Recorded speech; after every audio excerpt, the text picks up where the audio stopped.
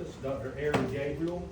He is the president of Mayland Community College, and we all know how important Mayland is to our school system. So thank you for being here with us. We appreciate it.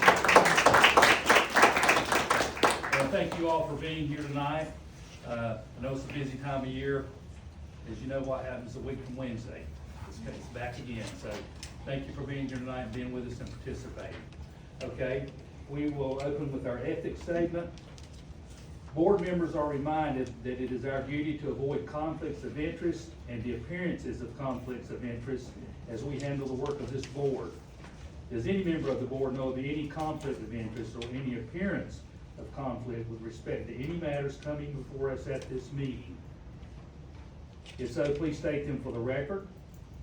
If during the course of the meeting you become aware of an actual or apparent conflict of interest, please bring the matter to the attention of the chair. It will then be your duty to abstain from participating in discussion on the matter and from voting on the matter. Michelle, would you offer the invocation? Yes. Father God, we just humbly come to you now, Lord, and we just thank you, God, for who you are. We praise your name as always, that we're able to meet together and make decisions for our kids in this county. God, as we are ready to start back to school, what an exciting time. Principals are doing so much to prepare. Central office is doing so much to prepare. Teachers are in and out of their classrooms, and kids are getting excited, and parents are a little nervous, but God, it's just such an amazing time. I remember those feelings in my stomach of always being nervous the first day, no matter what. But I'm so thankful that we have such great educators, such great teachers and principals. All the staff, Lord, is working so hard to make this an incredible start of a new year, God. And I thank you for change. I thank you for newness. I thank you for moving forward. Lord, I thank you for all the work that everybody puts in together. I thank you that we are becoming more and more Avery County schools as a team and a family like we want to be, God. And I just praise you for that. Lord, we just ask that you bless us during this time and help us as we talk and listen and learn and make decisions, God, that we would always remember why we're here and what we're doing, and that's to further the success and opportunities for our kids in Avery County while we still love on our community and parents and families and all of our staff, God. We love you and we thank you in Jesus' name. Amen. Thank you. Please rise for the pledge of allegiance. I pledge allegiance to the flag of the United States of America and to the republic for which it stands, one nation, under God, indivisible, with liberty and justice for all.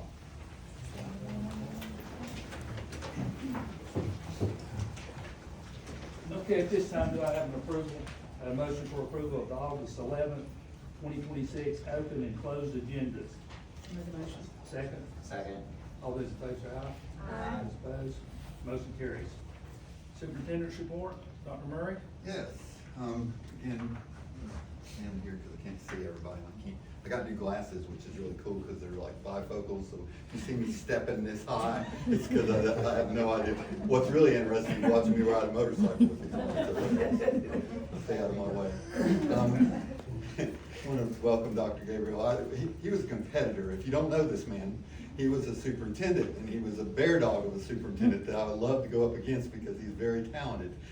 It's exciting that he's coming to the mountains in this capacity. It's showing you that the community colleges have finally understood that if you can survive a superintendency, my gosh, this is the person you want running your ship. So thank you. I've never met anybody that wants to come to a board meeting. I usually try to escape from those, so thank you, sir.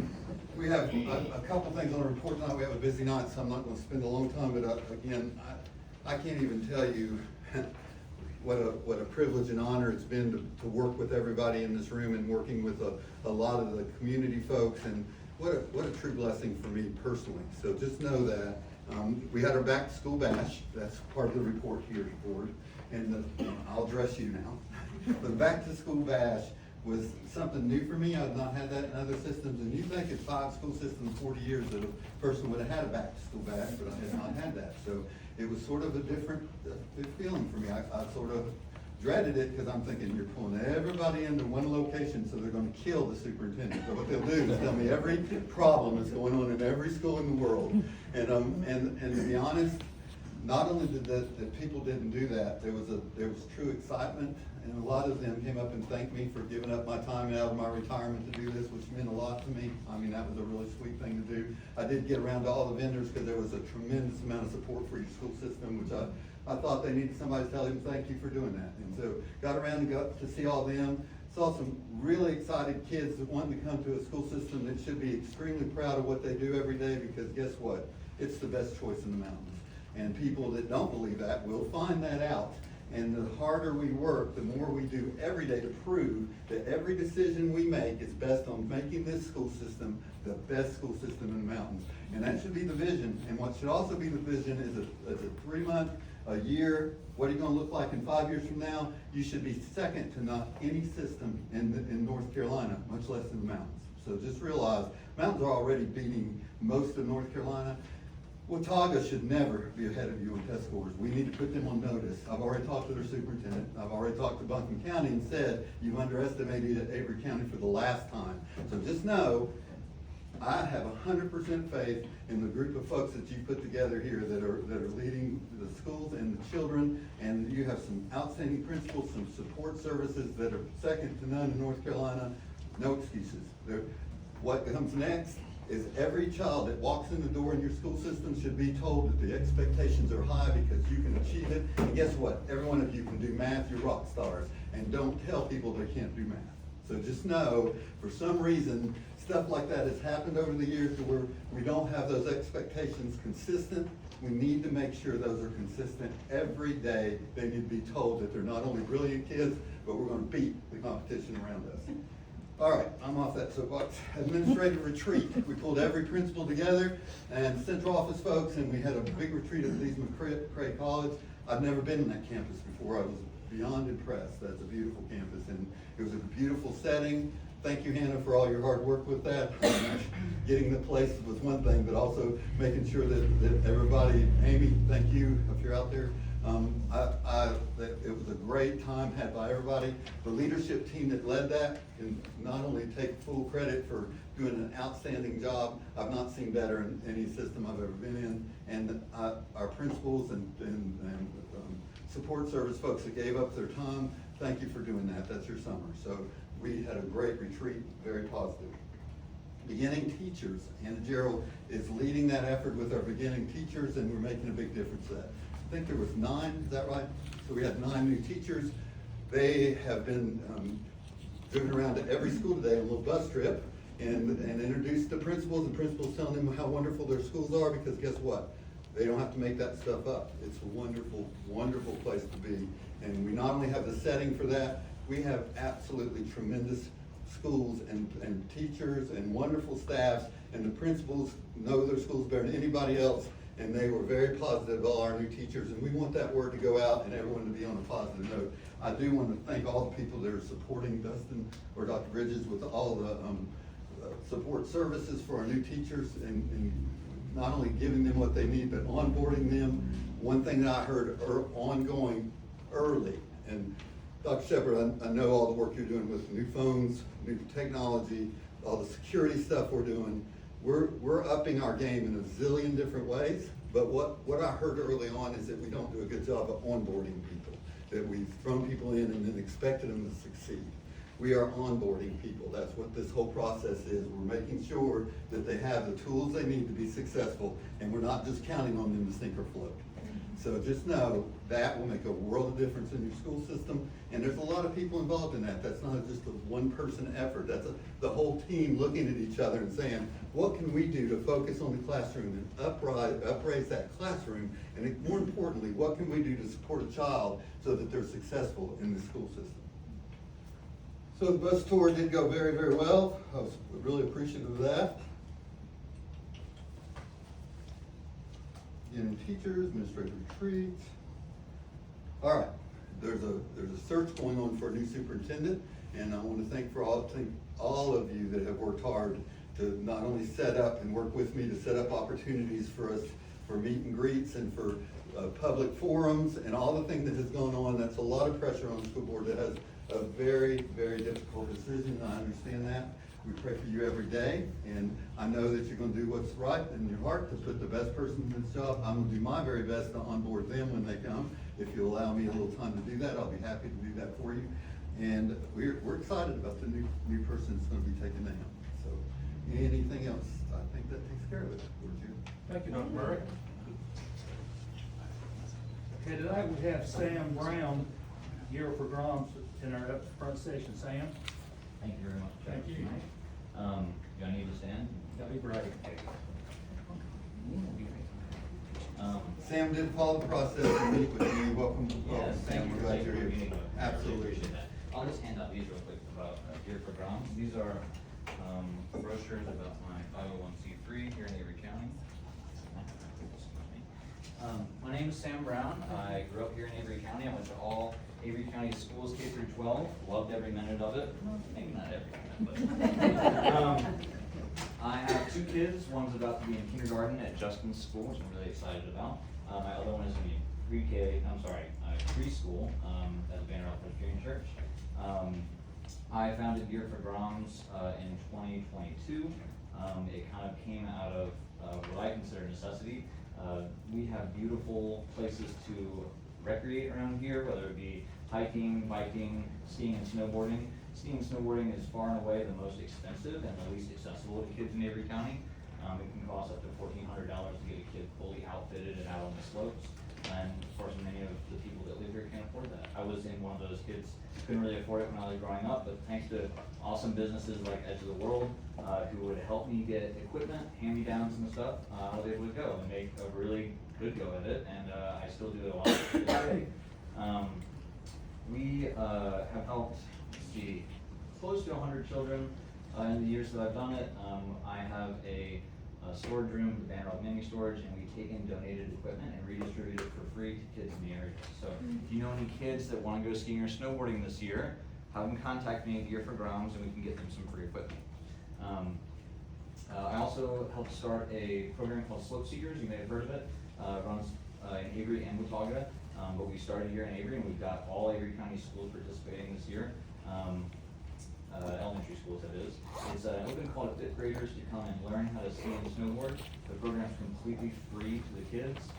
We provide equipment rentals, we provide tickets, we provide gear, as in outerwear, coaching, transportation, pizza party afterwards, and it's for 6 sessions, once a week for 6 weeks. The kids love it. It's a huge success.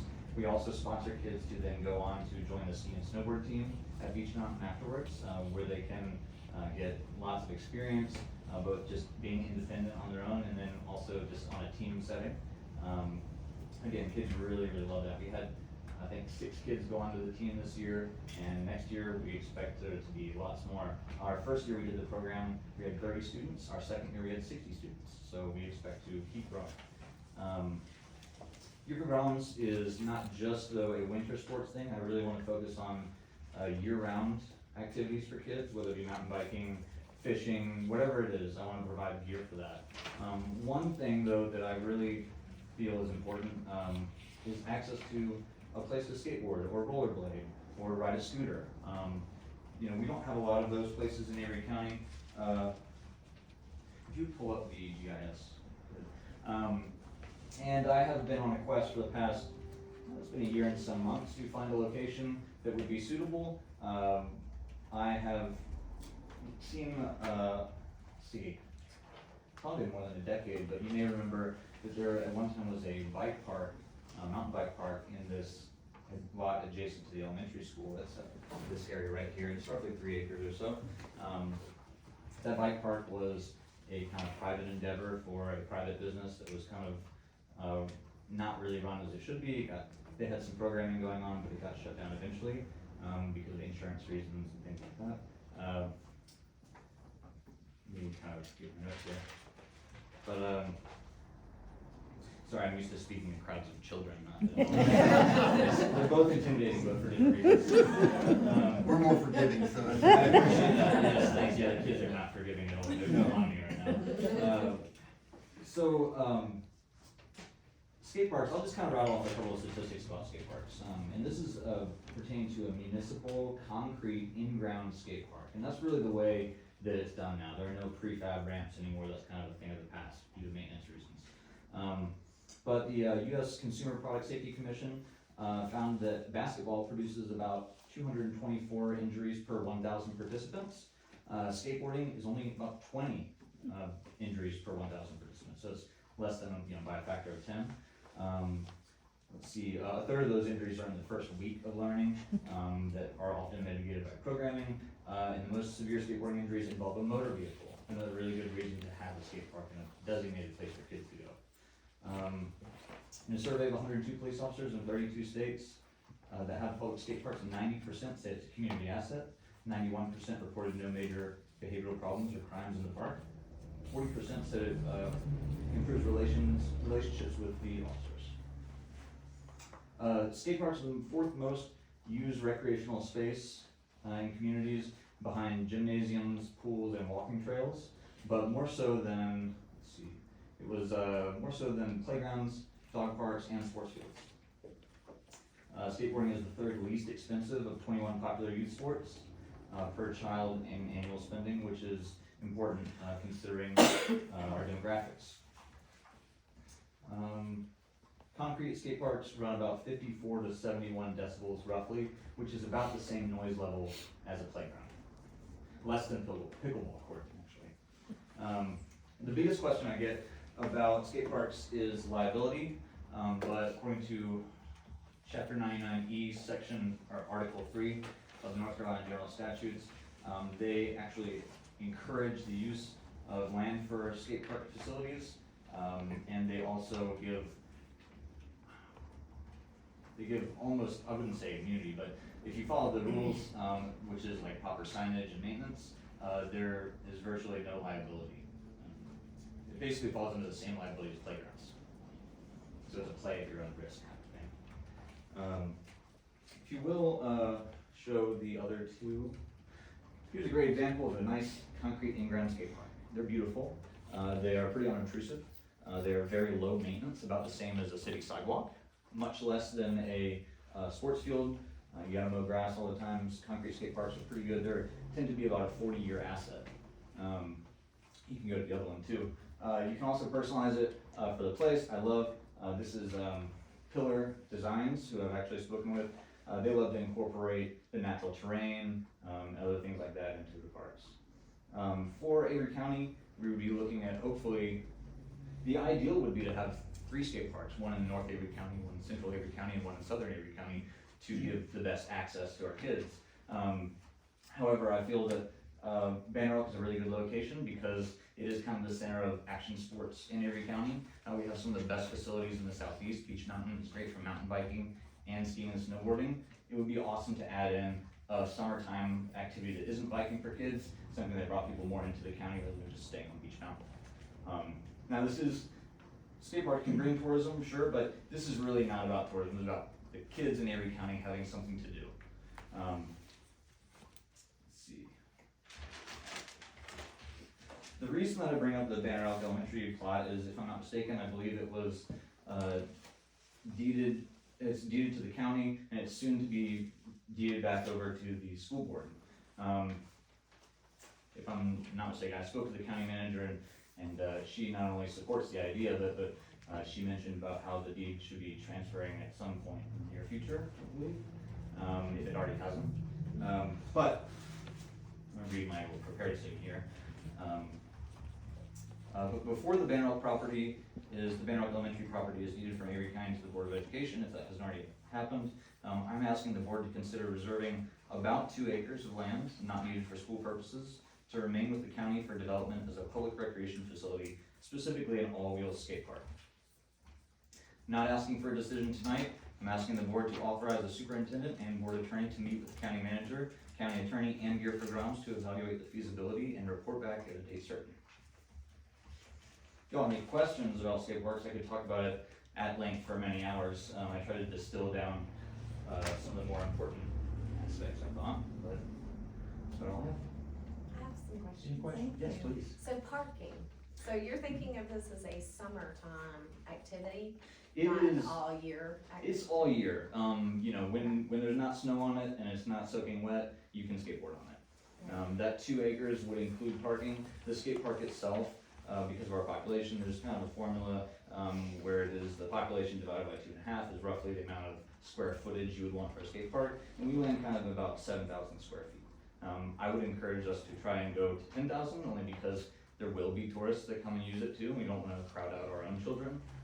But 7,000 square feet, which is about this is maybe a little bit smaller, would be plenty sufficient. Okay. And then, I'm sorry, can I ask another question? Alright, and then like, is there any concerns like with the safety at the school? I know you mentioned some statistics. Sure. And so is there any concerns like during the summertime and like people being on school grounds, like from a liability perspective, from a safety perspective, from a Sure. damage? I'm thinking like. Yeah, certainly. damage and stuff. You know, and I don't have the exact numbers, but statistically, it seems like that has not really been an issue with skate parks near school buildings. And actually, I think it can be an asset because first of all, you've got kids that move on from elementary school that still have their role models right there. Would be in a pretty open space between Apple Orchard and the school. Visibility is a big factor in safety. 15% of officers in that survey said that visibility was one of the more important things that keeps behavior and things like that at a minimum. I should say poor behavior at a minimum. It's also easier to patrol. It would be a dawn to dusk kind of park, just like in many of our parks. You can light them, but you know, I don't think you need to jump to that. I mean, yeah, I'm not like, I love this idea only because, you know, when I was in high school, people who did skateboards and stuff, they had to go hide and do it or something. I don't feel like they were really welcomed Exactly. to do it. Yeah, So and- this is really nice that if you give them a place. Yeah. So I'm sorry, can I ask you some Please. questions? Okay, so in terms of, so I've got parking, liability, so you probably hopefully you've met with Justin, like, would that be something that the superintendent and the attorney, if we decided to do that, that'd be something? Absolutely, if you decide to go that route, you have to work closely with Justin. I do have issues about liability. I have talked to Sam, and I'm gonna have to check with the attorney on that, but from what he told me and from what I can gather, it would have to remain in the county's hands, not the school system. We do not want the school Yeah. system in any manner or form being liable for this park. The other thing is with that North Carolina General Statute 993, I think that Yes, was sir. it. When I looked at that, as long as they considered a municipal park and they put up a sign, then all the liability is shifted over to the county. So that's why I asked him first thing, have you talked to the city manager? Because Yeah. that's who's assuming the liability. Your only role. Banner out, yeah. Yeah, so, and the other thing that I question him on is, I like the idea of producing healthy outside physical activities away from screen time, and this is a good way of doing that. But I also worry about the equity, because I really want this not to just be for banner out kids. This should be for any child that can have access to this, and he assures me that it will be open to everyone. Now, that will limit some that don't have transportation over there and parents who can't get them there, so I'm not saying it's gonna be totally equitable, but what it will be is allow it to be equitable and allow us to leverage it to have other kids participate, especially if different groups want to get them there. And I just don't want the school system to assume that liability, and I don't want the school system to be in charge of babysitting it. And the third thing that I did have a conversation with the principal, and, you know, they did have a bad experience with that bike park situation, and we don't wanna go back there. So just know, the planning and the things that go, I will not be here, but the planning that your superintendent will do along with your attorney and the county manager and the county is, you know, who is supervising this and what will happen after hours? Because what you don't want to do is for Justin to come in and something's been vandalized because we've had so many kids right next door to his school, and as a principal, that always scares me. So just know, those things all have to be worked out, but it will take you deciding, is this worthy of that? So I've asked him, again, to put it in your lap, to let you discuss it, let you look at it before that land ever actually gets here. And I do like that Sam's from here and that he takes interest in our children here. I think that's valuable. I really think that his heart's right. I've met with him now. We've not only talked extensively, he's been to my office, just a really, really good-hearted person that wants to do what's right for your kids, which I don't entertain people with agendas. If he has an agenda or something there, I couldn't find it. So at the end of it, just know his agenda is trying to create opportunities for children in this community, and we all ought to embrace that agenda, so. And to be, right quickly, to be proactive rather than reactive, I guess the only two questions I have, and you're talking about someone who moved a skateboarder into Banner Elk and was not pleasantly received several years ago. Have you approached the Banner Elk town council, that kind of thing, because they used to not like anybody close to, now you're on a horse that crap everywhere is fine, but not on a skateboard. Have you approached them about this? I'm actually also serve on the Board of Adjustments as an alternate. I'm pretty close with the town manager. They're all in support. Initially, I was going for the town park, back before I moved, just a couple years before I moved here. There actually used to be a half pipe in the parking lot of the town hall, believe it or not. And it was a wooden ramp, so over time it deteriorated and it was time to get rid of it, and they didn't want to rebuild that.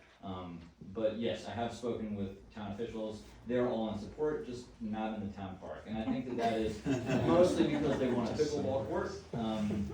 I like pickleball. I've gotten whooped by the people at the rock gym a couple times. It's pretty fun. When they're all over 60, and that is really tough. Don't be putting My only down. other, I just bragged on you, brother. They're all very fit and really whoop What? up and down the court. we do live in a very nice community. The only other concern I have that's gone to dust or whatever is this, what are we going to do, I guess signage, whatever, let them turn down the road. I don't want this to lead to more, well, let's see, they patrol the park, but if we come up here behind the corner of our elementary school, we can smoke and hang out and then go back to the park. That would be a concern I would have. Right, and when I spoke with Justin, I wanted to make it clear that the moment that this in any way detracts from his operation of the school, it needs to be rethought. Statistically, having a designated place for children to do this, it really alleviates a lot of those kind of issues because it's open. There are low fences that you can see into. You can lock it at night, and it is on the patrol path of officers, so it's not like it's just tucked away. Where are these people gonna use the restroom? That was another thing. I would like to include restrooms in the plan. I think parking and restrooms would be necessary. Because I don't need them to find a corner of the school. That's a great question. Bureau of Grounds would want to be the fiscal sponsor for this. This is not a money ask from the county at all, although there are matching grants available if the county does decide to put forth money. I have good relationships with people in all the country clubs around. I have good relationships with people in the town, people at the resorts. Everybody is kind of behind this idea in that they would be glad to throw money at it. I even have someone who owns an asphalt company who would be willing to look into roads and things to it. Angela, you guys might know Angela last year. Yeah, the main concern that I've had from people is the liability and the safety. To date, there has not been a single successful lawsuit brought against a municipality in the country having to deal with injury or anything in a skate park. I have a question, this might be a little deep, but I think about a ski slope having like a beginner's area. Yeah. And if a bunch of kids are skating in their middle and high school, and then a parent brings some little bits to try some things, is there an area like specifically that you're not as skilled? That can definitely be accommodated for. There's lots of fun skate features like it's called a snake run, and it's just gentle banks that go back and forth. A pump track would be a really fun thing to add, both for skating and possibly even for bikes only. That's just something where it's just a track that goes has little humps in it and maybe bank turns. So yeah, and also a big part of the skate park is it is self-governing, and that's a huge benefit, I think, to children, because they learn, like when full disclosure, I don't even skateboard, and I'm actually kind of terrified to step on one. It's not me, but I tried when I was younger, and we hung out at Edge of the World where there were some DIY ramps that they let us have in the parking lot. Because of private insurance, that went away when I was 12 or so, and it was kind of a real bummer for our community. But the cool thing about that is you're interacting with kids that are younger than you, kids that are older than you, adults are there too, and it is everybody's responsibility to kind of make room for each other. And skateboarders have a really great sense of camaraderie. There's lots of cheering on each other, learning things from each other, and it tends to be a really happy, accommodating place for everybody that attends it. Children, I'm sorry. No, just to answer your question, though, we can designate beginner spaces, definitely. So do children, say under the age of so-and-so, have to have an adult with them, or can kids just It is. be dropped off and stuff? Yeah, it's a public park, and so, you could, but, I wouldn't drop my 5-year-old off at a public park or an 8-year-old off at a public park. And Middle so, tide, that sort of thing. yeah, and so it's, that can be in rules, you could definitely enact that kind of rule. But it is not a daycare, and it is not a place to leave your children typically. I would say it's good practice to have an adult with a child there. If it's okay, I'd like to ask Justin, do you mind speaking for your Yeah, thoughts? I met with Sam, and I will say he did a great job of coming to talk to Cindy, you and me all in the same day. Actually, it worked out That was beautifully. a fluke, that was Which really. nice. Just kind of heads up before this, I told him if it was a school sponsored kind of thing, or school board, I would like, cause as a school leadership team, we were in conversation for the last couple of years, before Helene, essentially, with Trey Oakley at the Y, and others are trying to figure out, and we McCray, like a sports practice field right there, because it is usable space, but a research study came out, grandfathered out, there's a native plant or something in that creek that comes through, and it needed some work. We had a garden on it at one point, but then Helene happened and your priorities change. So it was like, that's not a priority right now, is trying to figure out what to do with this land. So I told him if it was a school-sponsored event, or, function, I would, like in my due diligence, bring that back to our stakeholders to say, hey, what do we think about this? Because that was a big conversation about the field, or what could be done in that area up there, up from the school. But if it was a county function, then I don't feel the need to do that, of course. But we talked, and I said, also, accessing it from Advent Road and not Orchard Lane would be helpful, because the signage would be there, they would pull into the parking lot there. That would be more of the access point, because there's a creek. It's a little wider now, since there's a creek and bushes that naturally separate the field from the school. It's not like it's in our parking lot, but I feel like if you went in through Advent Road to get there, and it was not accessible through Orchard Lane, the school's kind of not the parking lot, you know what I mean?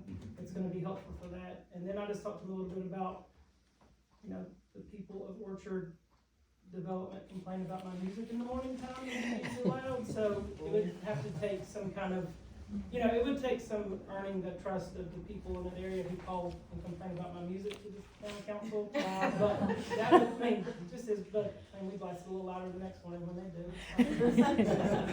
It's a school, it's supposed to be happiness, but anyway, as long as the town council, I have to approve signage to them for the school anyway, so as long as they're kind of a part of that, and then the school system, it's not a school-sponsored type thing, I would leave it up to the powers that be to fully support it, and would want, want our kids to go use it after hours. We wouldn't be doing field trips there, just because I know we could have bikes on campus at one point, so, but, that would be up to the town council, and I guess the county government from there. Sam, is that correct? And if it sticks with this town? Yes, it depends on which body would take control of it, yes. So what's the next steps? So you're not asking for money, you're just asking for partnership and support, is what I'm hearing. Yes, and specifically, I'll just read really quick from my note. I'm asking for the board to authorize the superintendent and board attorney to meet with the county manager, county attorney, and Gearford Groms to evaluate feasibility and report back at a date certain. I would really like the opportunity to talk to the town manager, without the attorney at this point, and have a discussion with that if the board is interested in me doing so. So that would be the decision that you permit me to talk with her. Cindy? Yeah. Talk to Cindy. I'm interested to know when the property's coming to us. I also think we ought to see if there's other folks that have interest in developing the property and what their projects would be before I get into the point of going into logistics with the attorneys and town manager, us absolutely committing to that.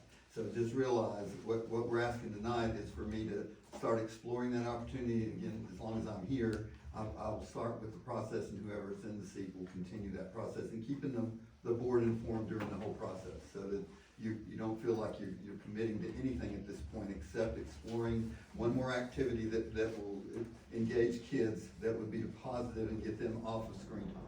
So is the land Avery schools, and they just didn't do the deed process? Was that? No, currently it's one. Avery, it's county property. It says it right here. So you've got 8 people who obviously do not like Justin's music, but that you would need to you know, kind of partner with to make that Advent Road work for you. So I it's will county, the county, it wasn't not. It's county. It wasn't purchased with the school? It's county, it says Avery, it says county owns the. What, the city manager had told me that at the time when the loan is paid off, which I believe it is, the land would be deeded back to the school board. And that's what I need to check into, Liz, exactly how that looks and make sure that it is, because if we're gonna do this, I do not want the school responsible for this at all. So, you know, we need to have those discussions with the attorney, how that would look and how we don't have liability of this. And if every bit of this falls underneath the county. And I wanna make sure Cindy's aware of that and that we're in agreement with that before you move forward. So is that something we make a motion on, David? Like you just, I think we're still like, it's on sport a while, well, yeah. no, I mean, for him, like for the superintendent to As explore. long as the board is in consensus that it's okay for me to have those discussions, you wouldn't have to take action. So can I have a That's you. parliamentary question on that? Is that, Chris? Yes, is we that- don't need a motion, is if the superintendent can explore, he's the CEO, Okay, so he can explore anything that deals with the school district, he just doesn't want to spend his time unless. If you're not interested, I'm not gonna waste. I'm my time. interested. So. I'm down. if This I is give awesome. me- If I may, also, I wanna point out that, thought so.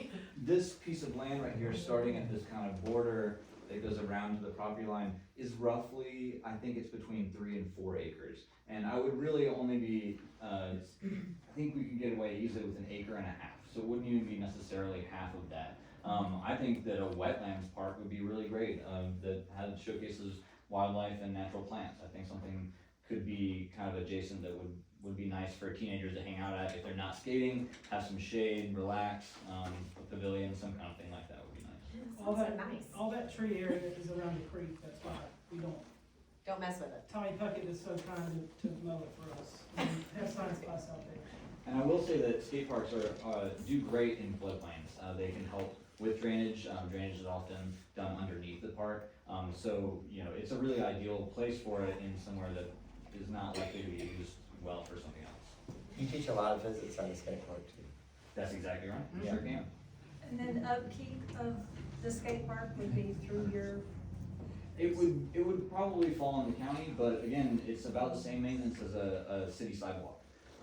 And you're looking at a 40-year asset, so there's very little maintenance. It costs less year over year to maintain a skate park than it does a sports field.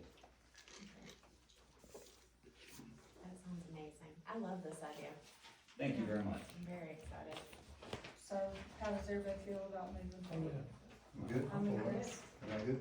Yes? All right. I hear One last consensus. thing, and just kind of a little heartstring thing. This wasn't my idea. This was the idea of Hollis Bagby. He's a 6th grader. He came to me a couple years ago and says, he's participating here for Drums, and he said, Sam, we gotta get a skate park. And I was like, you're totally right, that's awesome. And so he came up with a petition, he put it in Edge of the World. 700 people signed it between September and March. And those are not only people from the county, but people that come into the shop. He's all about it. He stood up in front of the planning board, which should have probably done town council, but he was very excited with a suit on. He gave a speech, you know, and there were kids, young girls with their skateboards, kids with their scooters, the Boy Scouts were there. Lots of people showed up for it. In fact, so many of the fire marshals said if there are any more people coming, we're gonna have to kind of disperse a little bit. That's awesome. Thank you all for your time. Thank you very much. Sam, thank you. I don't resent the old age Mark. Mark, it's okay. I thought we had a really good They relationship. absolutely destroyed me at pickleball, so I've got a lot to aspire to. That's fine, you try to justify it. I like it. Okay, moving away from the skate park. Public comments tonight, we have 2 speakers. First will be Donica Hudson, Avery Viking Band. Well, first I just wanna thank you guys for all the work you're doing, and this board gets things done, and we really appreciate that. My 3rd graduate from Avery High School is Lucas. He's our drum major, so, and Taylor's also a senior, they're both seniors. And, I'm speaking on behalf of the band. We have come a long way since having 8 members on the field. I don't know if y'all remember, when we lost the amazing D-Ray D2 retirement, the band plummeted. We lost the whole program. And fortunately, it has been built back up. We have about 30 members now. And I really wanna see us get behind them as parents, the community, the school board. So there's a couple things I wanted to bring to your attention. I have learned that you may be earmarking, or maybe you have earmarked funds for remodeling the band room, replacing the 30-year-old carpet or something like that. If that's the case, please don't remove it. We need it so badly. We have rusty lockers, it's terrible. And, we really need acoustic tiles put in there too. They're inexpensive. And so if that is a fact that you have gotten it into the budget, please do so. And I would like to request that the remodeling could be collaborated with the band director so that we could have it done, you know, with those tiles on there and make it the right way. I mean, you know how sound goes with arts. I would also like to request, and this, you know, I have watched for the last 5 years. Our new band director has done a phenomenal job, build this program up and nearly run himself in the ground. And I know I'm not supposed to mention names, so I won't, but I would like to request that while the middle school band director is on maternity leave, that there would be consideration for an assistant for our band director as he juggles multiple bands during this time, just for 6 weeks. So that, I don't know how he can do it. It is overwhelming, and we're all trying to step up as much as we can. And there is, I wanna hand these out. There's a liability issue that I wanted you all to see with. We'll do it, so you. Okay, thank you. I don't want to explain how, okay. All right, so what you can see there is, there's a platform that is so nice to have for the band when they're in the stands. However, there are no rails. There's a 4-foot drop behind it, and every time, you know, we parents are sitting behind, we're watching, the drum majors, the leaders, these guys will be up on the platform, and all of us parents, aren't we, Robin, we're cringing, because all it takes is just stepping back too much, and they could literally fall into their death. So I would like to see rails on 3 sides, the 2 sides and the back, because they are not facing the football field when they're directing. It's easy to step off. The second thing is on page 2, you can see there are potholes. Many a night, and our family is fully vested in this. Lucas did his Senior Eagle project for Boy Scouts with the band trailer, just so we could see. We come in there, it's dark as blazes, soot black, after midnight band competitions every night of 5 weeks in a row in October, okay? So we come in there, I twisted my ankle in the pothole, somebody has put gravel in there, but as you can see, the parking lot needs paving, the potholes need fixing, the fence is useless, it's half torn down from years past before the band director even got there and our kids got there. It needs an overhaul, it needs more parking space, so I just put pictures in there so you can see what's going on. It would be nice to have some lights so that we could see. Lucas did put lights in the band trailer so we can see there, but it's pretty rough back there. And then I think that having a robust band program will boost enrollment, because, and I know we need to do that. Because if you notice, homeschoolers are drawn to the arts. That's what they can't get. They can't get drama. They can't get band. They can't get music. So if we have a robust program and they see it in the parades, you know, I think it'll help improve enrollment, school spirit. And the last thing is I would like to invite you all to a band competition. Anytime you can go, there's plenty of them all through October. We found out, I don't think there's ever been a school board member or an administrative official to come to a band competition. And they are amazing what they do. I would love for you all to be able to see that. Thank you. Thank you. Thank you very much. I have a question. Yes, if you don't mind, first of all, I wanna thank you. You're Uh-huh. Lucas's mom? Yeah. Yeah, so I wore your badge at the skills, Oh.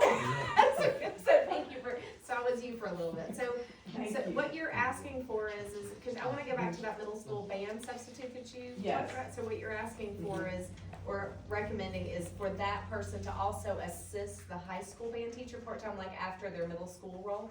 I'm asking, that I think will already happen when the middle school band director comes back from maternity leave. But for the That's my substitute, understanding. For the 6 weeks that she is not there, yeah. we desperately, that's our biggest season, we desperately need someone. Okay, so the person, Yeah. if we had a substitute during that time, that, you would like Yes. for that person to also Yes. do that? Okay, that Yes. makes sense. And so Yes. this to me, like, I'm gonna start with like page 2, so that's really that back parking lot of the school. That nobody sees but us. Yes. No, people see it. Big city, yeah, no, but, and then, because that seems like a safety issue, and then this, so you're talking about like this The wooden platform. platform. Okay, yeah. Where the band sits. So- So just to let you know, I was in the band, I was a clarinet, me and Taylor already talked about it, and I was a drum major too, so it's very important to me, for first of all, you guys to be safe, but also, music brings happiness. It does. If I could jump in real quick, I know it's been a minute. The band director, just to whoever assists for the 6 weeks, I've talked with him about it. He would be split across 3 campuses and 3 different band programs. So that would be Cranberry Middle School, Avery Middle School, and Avery High School. And that would be starting up for the start of the school year to get new 6th graders into the band with instruments in both middle schools, and to continue the operations that have been happening in the high school band. We've already done 2 weeks of band camp this summer, and he'd be continuing that and having our Tuesday and Thursday after school rehearsals, Friday football games, and then very soon, starting the last week of September, having Saturdays for band clinics and marching band competitions. And he spends so much time away from his family to help this band and the band programs in Avery County schools, that him having to spend more time to go to 2 other schools is detrimental to him and pulls him so thin, because he has so much that he's having to work on and he needs help. And obviously with the existing middle school band director on maternity leave, whoever is substituting needs to be somebody that is capable of running the band, both of those programs, so that the high school band director can stay at the high school and be able to run that program. And then just one more question, I'm sorry, so you mentioned something like carpet and rusty lockers, can you say that again? Yeah, I'm the sorry. carpet is, I think is it 30 So years old? the carpet that is in that room has been there for an unknown amount of time and has unremovable stains in it. And um, seats. And, It's probably been there since I was there. probably, Oh, I'm yes, sure. That's not it's probably been there since construction. It is very, very nasty. There's The a rusty carpet, locker in we the can't, corner. removing the carpet would be very bad. It's already extremely noisy in the room. The carpet needs to be replaced. So- So your impression is that the carpet is being removed, period, is that what I'm hearing? Well, I can speak to that. Yes, can you? Thank you. When we did the commissioners and Board of Ed tour, Mhm. the last time we did it, one of the main things that the band director said to us is it would be great to replace the carpet. We need acoustic panels. Yeah. And we have no storage room for instruments. Those are the 3 things that he stated as we walked around. Oh, So for that's- instruments, okay. Yes, so that's what I know of that. Has that been brought up in the capital needs meetings? Yes. Yes, it Ashley, has. it has, Yeah. so And so it what's is, the priority on that? Well, so right now, we definitely have those on the list and we're getting prices for certain things. I know band carpet's gross because you have all the instruments that make the spit. I was French worn all the way, so it just dribbles out and, you know, if you're in band, you're used to it, so you just kind of roll on. But yes, it is on the list. It is definitely something that we are talking about because, you know, as a post-band person, we do want to support the arts and that's not something we want to go away. So trust me, you have an advocate on the capital outlay team that will help get you the things you need. Well, I also think that it's a major health and safety issue. You don't think about it, but we are causing hearing loss and things when we have that level of band playing in a room with No no acoustic. sound absorption. We Plus, it did- also, We actually already having had been a student in- rupture their eardrum Yeah. this year. yeah, and so having been taught in that part of the building, it's extremely difficult to yell louder than the band as well. So it would be helpful for educational purposes for us to work on the acoustics of that room. So. Yes. It is extremely loud, indoors or outdoors, in any terms, if you're in close proximity to it. And for us to be able to have a successful rehearsal, it is so loud in the room and hard on hearing. I'm sure you've heard it before in snare drums, that when they play at a full capacity, that it is of equal sound almost to a gunshot, and that is how loud it is. And so that hearing protection is very crucial. So those acoustic tiles and a more dampening carpet would be very, very, very nice. And lastly, you said we have 30 on the field now? I think so. So So that's let me just add this little tidbit, this is unofficial, but we might have more on the field than a very larger school in a close by county. So we're doing a great job here in Avery County, and I feel like this is something we definitely need to celebrate. And I remember Thank you. a year or so ago, it was 15 students. Yeah. My freshman year, we had less than double digits members in the band, and in just these 4 years in my high school, that has tripled. It's amazing. Within my first month here at the interim, I met with the band director and bragged on how well you're doing in competition, because it's absolutely phenomenal that you have that few kids and they're stomping the competition. So just understand, I bragged on him like no other. We talked about some of the things why his program was being hampered, and I did listen.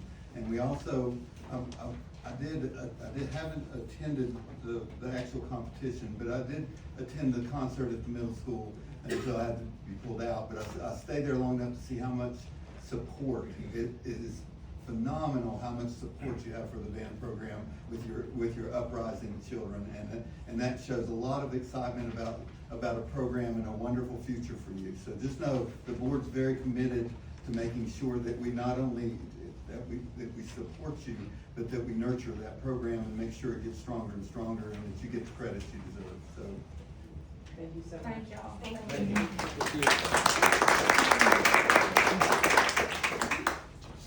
Okay, our next speaker is Taylor Barrett. Hi, I'm Taylor. You guys saw me yesterday. I was going to speak about much of the same things with the band. I'm a senior this year, and I do a lot there at the school. One of them being the band president as well as the brass captain. And so I just wanted to thank the school board for the support we've gotten this year and in the past years, because we have new uniforms, which were very greatly needed, and we've had them for a few years, and those are helping us a lot. And we just really appreciate the support that we've gotten already this season, because like Lucas already talked about, our freshman year, it was us and 8 other kids, and now we're up to almost 30, and we want to maintain those numbers and even grow further than we already are. So we just want to ask for further support to maintain that.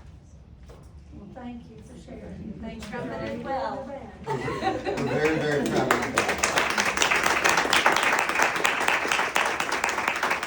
Also, you know, carpet and.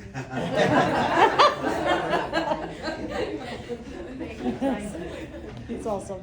All right, moving to old business, we have one item tonight to look at, policy 2340, parliamentary procedure.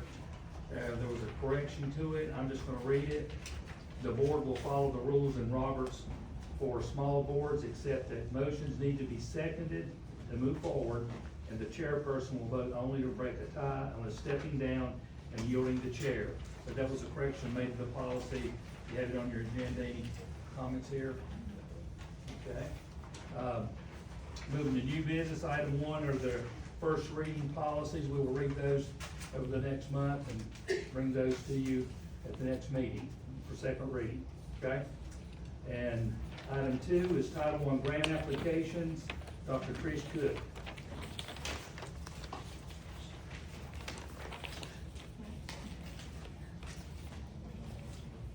Well, thank you all for giving me the opportunity to talk about the Title I application. Federal law does require that it's approved by school boards. However, I've never been invited to actually present and talk through it, so I appreciate the opportunity as opposed to just getting a piece of paper and say, bless it. So anyways, let's see.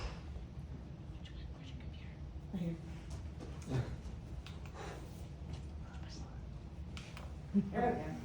And so I'm I'm gonna start from the basics, just to make sure that we all have the same common understanding of what Title I grant purpose of it is and how we use it.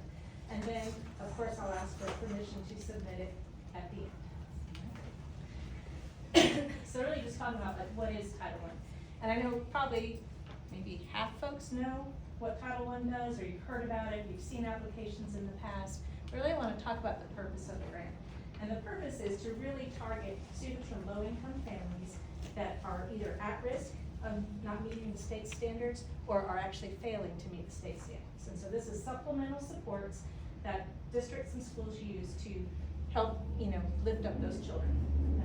Examples of use that can be allowed are staffing, tutoring programs, teachers, counselors, behavior interventionists.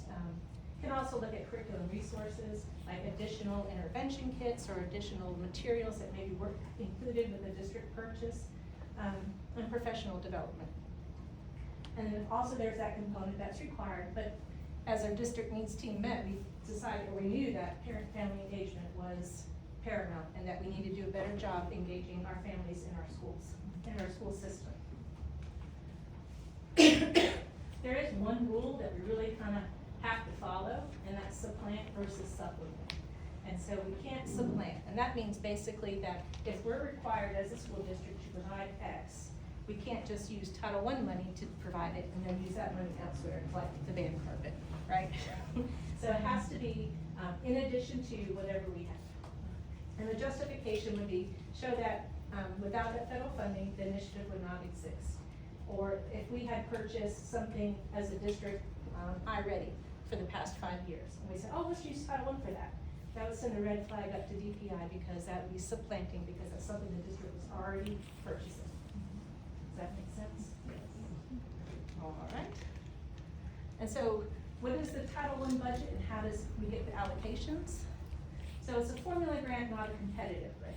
And that means that we can't say we want X amount of money. The state tells us, here's your X amount of money, and we plan from there.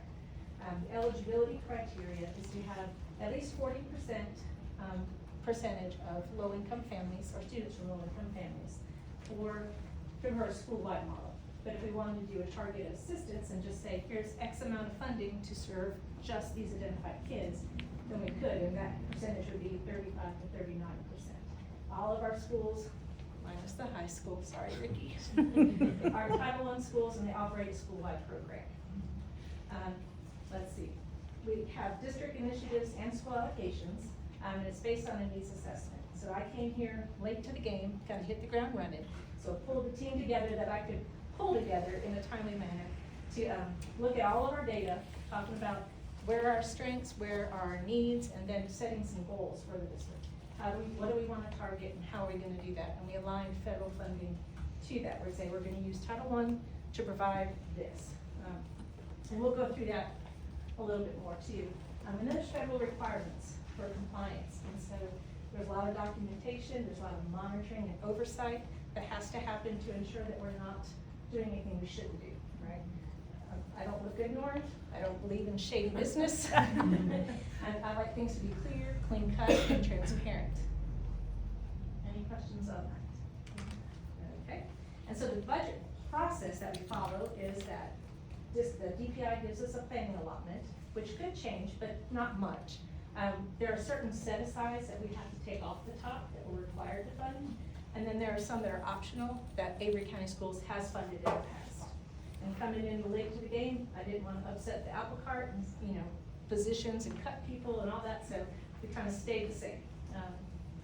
Then after all those set-asides, then we get the planning allotment what's left for schools. And then there's a specific formula I'll talk about on how I determine allocations for schools. And then principals and their teams get together, and they had to do it kind of hit the ground running too, because they weren't expecting it. And they developed a budget, a plan, and then I, approve it, and then they have their, funds to do that. But I also monitor it to make sure that the expenditures are reasonable, necessary, and allowable. Allowable is key. Well, it's not the purpose of the grant, we can't do it.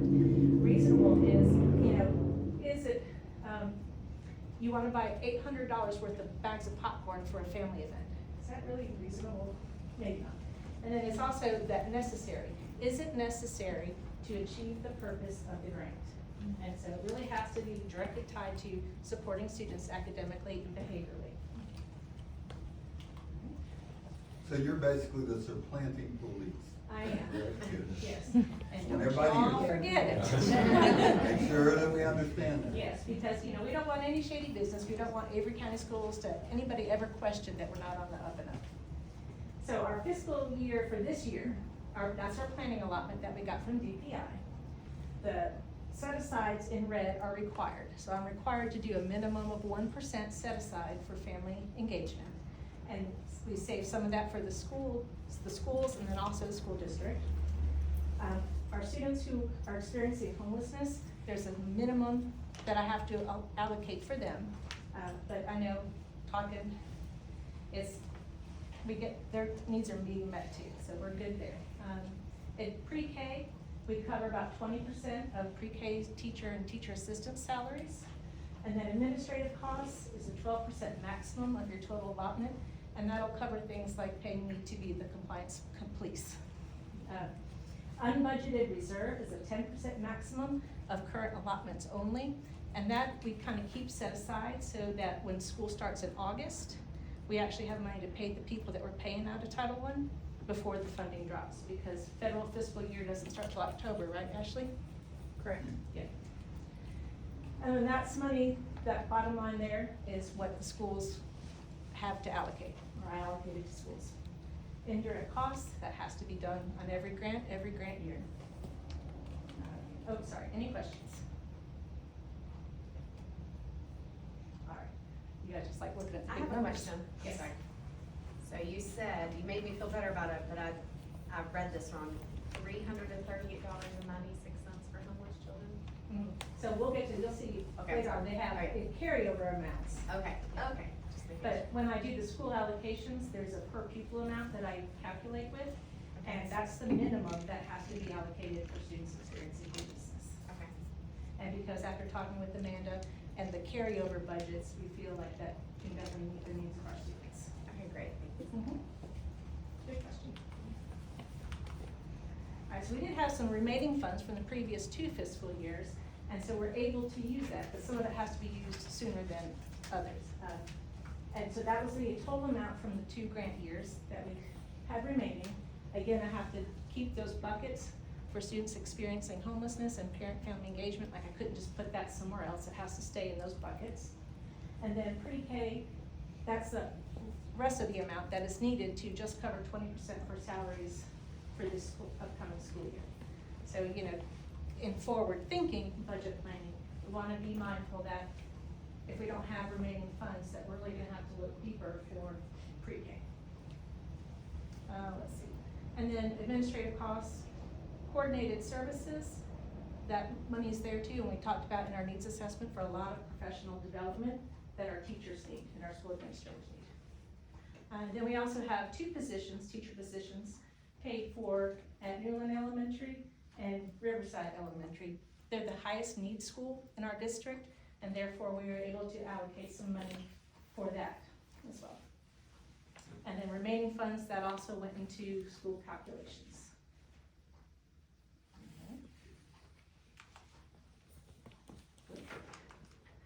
So all together, this is what our budget kind of looks like. So, and that should say district total funds, I'm sorry. Set asides, again, these are all our total amounts, calculated down to the penny.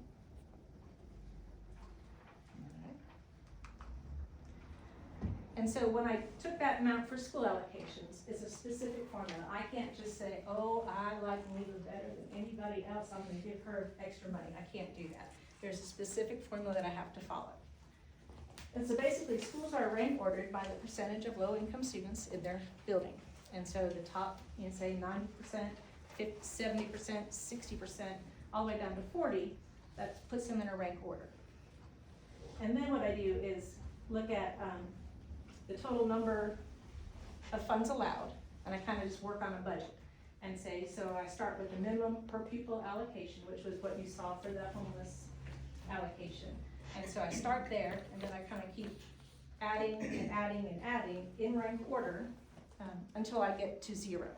And there is a minimum PPA for schools, which we have, and then also a lower ranking school cannot have a higher PPA than the school above them.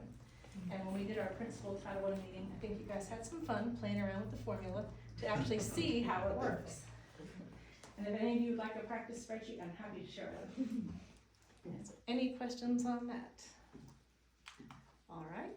And so what we determined as a district stakeholder team is that we wanted some professional development for administrators, teachers, and staff, primarily on strategies to support our multilingual learners, our students with disabilities, math instruction specifically in middle and high, and ELA instruction, and that's primarily in elementary.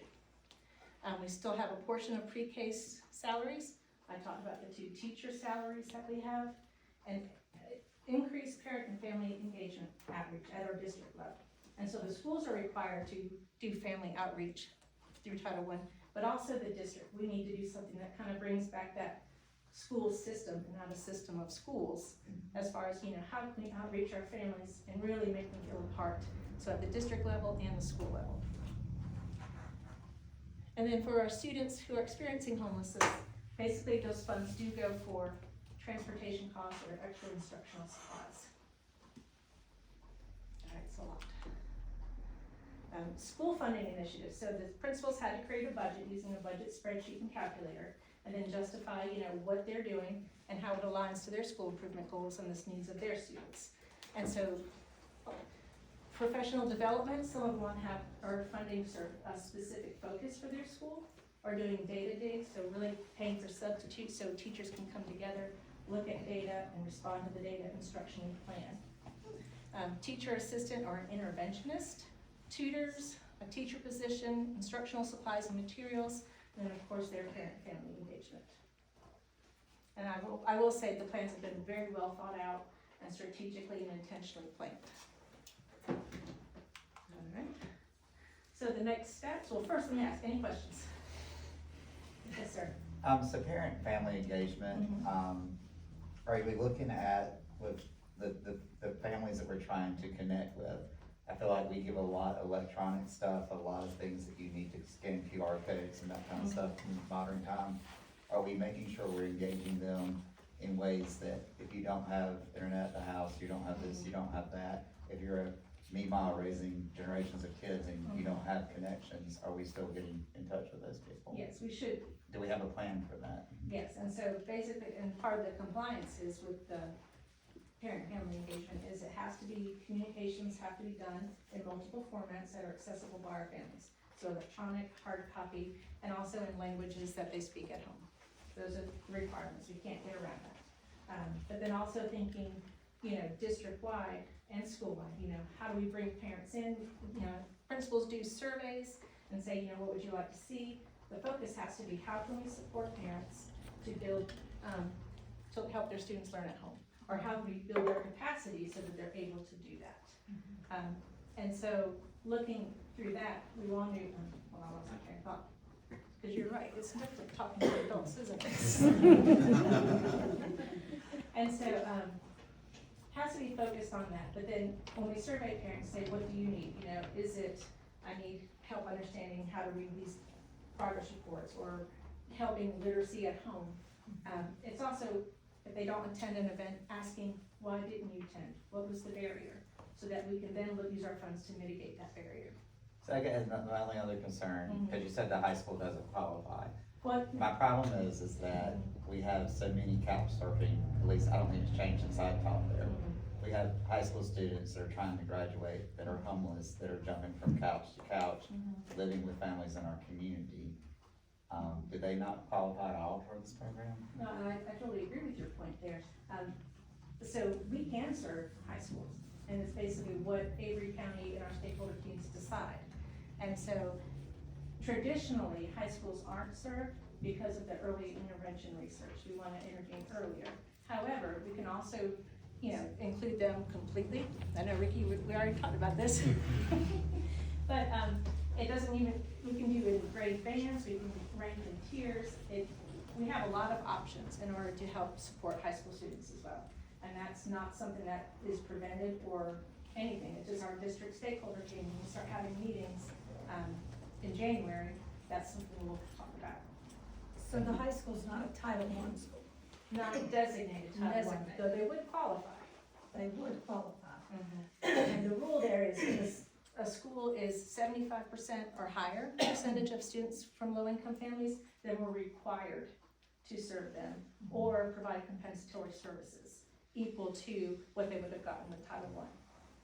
But that comes with additional funding from the federal government, from Title I, or no? Well, so we're just given a base allocation for the district. Okay, so that's for the whole district, doesn't matter if high school's not. Correct. You don't get an additional dime if you say, hey, this is a designation. And does McKinney then tell to come out of this pot, or is it something different? So, yes and no, and Amanda, help me articulate that. We do a set aside here, but There is a set aside, but we do, and I will say that the kids are, their needs have been met, and I do work with Allison a lot at the high school. I mean, she and I work hand in hand. The kids' needs are met. As far as the set aside from Title I, if we need to get a hotel or transportation, we can't use those Title I funds for anything, like as far as clothes, getting someone's car fixed. Allison and I, we do rely on donations for that, which we do have a church that's very supportive. Anything we have ever asked for, the needs have been met. But as far as the Title I money, I can't just go and say, you know, we have a student, we need their car fixed, or they need their electric bill paid, we can't pay it out of these funds. We do have some donated money in Fund 8 here at the school, board, and that money goes for those things. And then if it looks like that we don't have enough in that balance, then we reach out for a donation, which there is a church that's very supportive, and they always cover that. They just basically send the check to pay. If it's tires or an electric bill, they just send the check and they pay for that. So as long as I've been McKinney-Vento liaison, working with the principals and working with Allison at the high school, I have never had a student's needs not being met. It has always been taken care of. If it's down to socks, it has been taken care of. And as long as I'm McKinney-Vento liaison, that is the one thing I have a passion for it, and I will make sure that these kids are taken care of. If I have to go outreach with businesses, if the church, you know, is not unable to support us anymore, I will continue to make sure the kids are met. other questions? So basically what you're saying is if the high school were added in, the money's just split First across. part, yes. So And there's that's different ways to, you know, do it, so, and in the spring, we can. I think you've answered my concern, it's just, I was just thinking, there's a lot of unspoken homelessness with our teenagers at that high school. I know quite a few families that from time to time have friends of friends sleeping under the couch, and I just wanted to make sure those students get support. That is something that Alice and I have worked together a lot as far as making sure, and sometimes they might not necessarily be homeless, but they list in that category, we can identify them because they are sleeping from couch to couch. And that's the one thing that we do work on, every year to make sure that we do identify those kids. And I will say that, you know, sometimes it's mid-year before we find out, but once we do find out, we check on those kids, and she checks on the kids and she lets me know what they need. I mean, last year we were able to fix a student's car, and, you know, we get a lot of clothes. So, a lot of times, you know, if we don't know, we don't know, but if we do know, we do identify those kids and we make sure that they're taken care of. Thank you. That's awesome. Do you feel the local funding that the commissioners give us for pre-K, that's sufficient for this year? I'm gonna have to defer again to Amanda. Sorry, Because Amanda. I only know the Title I aspect, that I know like MC pre-K funds come in, and then also commissioners, and I don't know those breakdowns. So, based on our numbers, as far as we have 70 NC pre-K slots. I don't wanna give you an exact number, I won't hold you to but it. so roughly it's around $1,196 to fund a student, each child, each pre-K. It's like, I think the last number was like $1,196. We've gotten a little bit of an increase. We only get about half for those 70 slots. But as far as we budgeted last year, we ended without being in the red. But we absolutely could not remain to keep all of these classrooms open without the funding from our commissioners. Yeah. But, what they are giving us, it is with, along with Title I, it is covering without putting us in the red. Okay, cause I know the commissioners are very supportive of pre-K and they have been very giving. I'm sorry, Amanda. I'm sorry. This is critical because when I stepped in, that was one of the things that, and I wish the media was here because really, this is something that we all need to know in that not only are they making a difference, but they're making a difference for families that would come out of their pockets. And not every school system, a lot of you have only been in this school system. I've had a big experience level, and let me tell you, this is one of the very few places I've ever seen county commissioners step up and do that. And they haven't done it for just 1 year, gang. I think it was over 7 years was the last time I looked. So, and that's the one thing they brought up to me when I came is that we don't ask for anything for this, but we do like to know that people understand that this is above and beyond what we could do. So I wanna make a big point of that and make sure that we all understand that could change in one vote. And not only are they committed, we ought to be praising them for that, because that's a wonderful commitment on a group of parents that would be paying that out of their pocket in this county. And you've got the most generous people in the world. I've never seen churches step up like your people do. And not only that, from Weekirk to all the folks that are out there, I don't want to get into naming because there's so many. I'm amazed, and the principals that have been working hard leveraging that for years, I don't think I know they appreciate it, but they don't know what it's like to be somewhere where you have to beg for every dollar and you don't get it. And you have to figure out who goes with and without. Here, it's one phone call, gang, and I'm telling you, there are some powerful people in this little mountain community that stand up for kids. They want their children taken care of, so it's an amazing place, and we appreciate it. I will say, without that funding from our amazing commission, we still could not keep all of those classrooms open, because what we're allowed to charge a parent, or versus what a parent can pay, is not gonna fully fund the children. So those universal spots, without our commissioners, we could not do it. I mean, there's just, you could do the math all day, we could not keep all those classrooms open. That's amazing. And I think that you can always reach out to that Avery volunteer. You know, they've got funds there to help, you know, like the students or whatever, if they need any help with fixing cars and stuff like that. I'm on that board, and I know that they do have money The to help Broken out. Wheels Ministry has helped us. Yeah, They're they're part, yeah. really good about helping. So, I mean, I can't sit here and say that we've never, like, anything that a student or their family has needed, we have been able to meet those needs. That's great. Whether it's a hotel room or, you know, an electric bill paid or buying their gas or propane. We've always been able to get those needs met. That's great. Any other questions? So if you don't spend your Title I within the allotted time, you do get to keep it and carry it over? So it depends. So if you don't use it, you lose it? Yes, yes and no. Okay. So they allow you to carry over a certain percentage from previous grant years. And if it's over that percentage, then you have to apply for a waiver from the state. And we did apply for a waiver from the state when we were approved, so that's how we get to keep that money. But some of the money would have been reverted back. Yes. And we hate the word reversion, do we not? Correct. That's I mean, correct. and the idea with Title I too is it's spent on this year's kids. Right. And so if we're just, you know, stockpiling it, we're not using it to what it's supposed So to be we used don't for. want to have, We don't want to, any we want to have a little lot. bit just Right. to support us in August, yes. but not crazy amounts. Thank you for all your hard work. You've done a Thank tremendous you, job. thank you so much.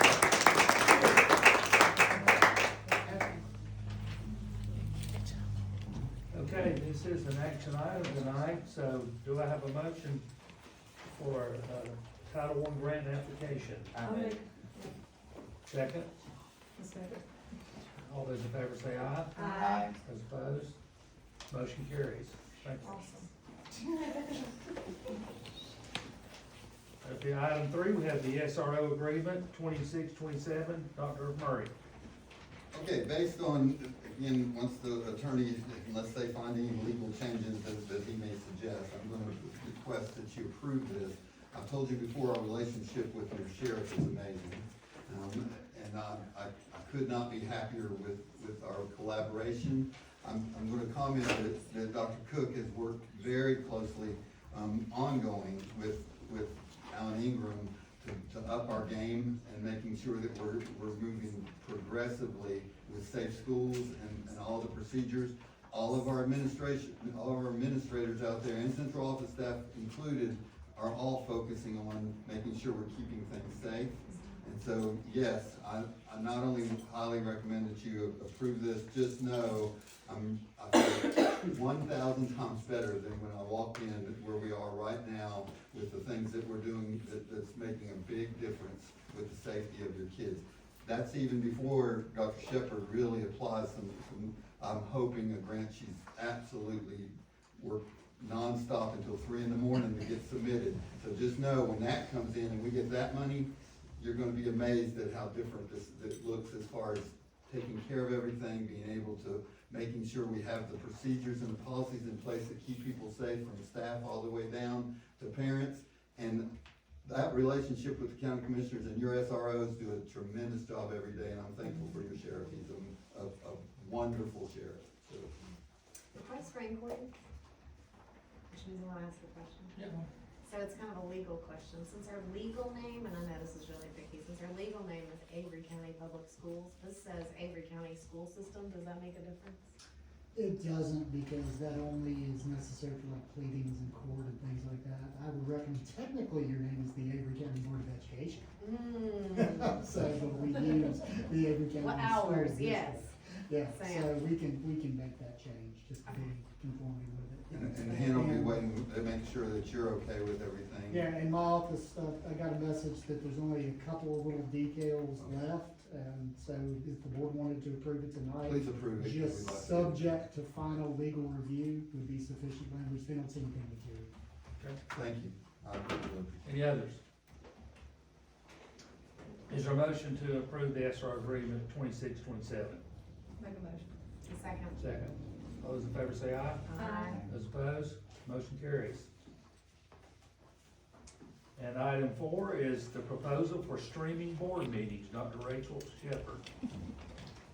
All right, y'all, let's do this. Yes, girl. Okay, so I've been trying to do a lot of research with districts around us. I've got some facts and figures for you later in the presentation. As far as the benefits of us streaming the board meeting, I think transparency, I think the board is very interested in being transparent and making sure that, you know, that people feel like they have a voice and that they know what's going on with the school system. We talked about this in previous board meetings. It's a great way to showcase the fantastic things that happen in the school system every day. This is, if you have never been in another school system, this is a great place to be. And so really trying to showcase the things that our students and our teachers do every day, just like the two that we had here tonight. So making sure that we can show the community the good things that are happening in the school system. And then giving community members that, you know, maybe it's grandparents that live in another city or another state and their grandchildren are being recognized at a board meeting. Maybe it's, you know, people who are not, for whatever reason, they're not able to come to the board meeting. It does give community members and other members of the school system an opportunity to be engaged with the work of the school system without physically having to come to the board meeting. So in terms of things to consider, cost is definitely gonna be one. And like I said, I'll give you some facts and figures a little bit later in the presentation. We can go anywhere from pretty cheap and lower quality to more expensive and definitely better quality. It just depends on what our budget looks like. Policy versus procedure is something else that as a board you'll probably want to consider. If it is written into policy that we will stream the board meetings, we are bound to do that. So if the technology goes down, if we are at a different location and we're not able to get connectivity, you know, whatever those situations are, if it's in policy, it's a little more, procedure's a little easier to work with. Where it's something that we do as a good faith effort, but we're not bound to do it. Relocation of meetings is another consideration. This, you know, the boardroom, we're packed in here tonight like sardines. If we have any kind of, you know, large large-scale recognitions like we did with Avery Middle with the Skills USA competition back in the spring. If we have, recognizing the band group for all of their superior ratings that they're gonna get this year, all those things. Yes, girl. We have to relocate our meetings. I was a band kid too. I almost want to do like a poll of who all the band kids were in the spring. So there we go. Lots of band kids involved in education. That's right. Teaches you a lot of discipline. So if we were to need to relocate the meeting to another facility because of size considerations, crowd, those kinds of things, we need to be able to transport that technology or provide an alternative if we're in a different building or a different area. Privacy and security are things that we need to talk through and consider as you're looking at whether you want to move forward with this or not. If you have students who are here in person, then ideally their parents have given them permission to be here, that sort of thing. If we are, there's April. At the last board meeting, April showed a video of students. She checked with parents and made sure that that was okay for her to have student faces and videos of students that were on the screen. If we don't have that parent permission and we broadcast it, we need to, there are student privacy considerations, security with the feed. It's Avery County. I don't think anybody's gonna have their school board feed, but it can happen. I also didn't think that we were gonna have a massive fishing scheme in the middle of June, and it happened, so here we are. Accessibility is another one. If we're broadcasting, we very likely we need to think about being able to provide closed captioning for videos, those sorts of things. And then responsibility. When, we had some great public comment tonight, it was absolutely fantastic. If we have somebody who comes in and does public comment and they're making inappropriate comments or those sorts of things and we are broadcasting it, there are considerations there with the information that we're sharing out as a school district. Those videos also become part of the public record if it is in policy. Okay, as far as technical requirements go, so here in the boardroom we're pretty low tech. If we want to do this and do it right, there are things that we will need, things like cameras, things like microphones. If y'all have been in the gym at the high school, sound quality's not great. Sound quality was probably better at Avery Middle, but still not the best. So being able to broadcast and make sure that people who are participating and engaging in the meeting are able to hear what's being said. Streaming platform, we would need to make sure that we have you have to have sort of a middle ground. YouTube Live is the one that most school systems that I've talked to broadcast their meetings through. There is a kind of a middleman program that you need to use. There are a couple different options. Some of them are free. Free is not always better.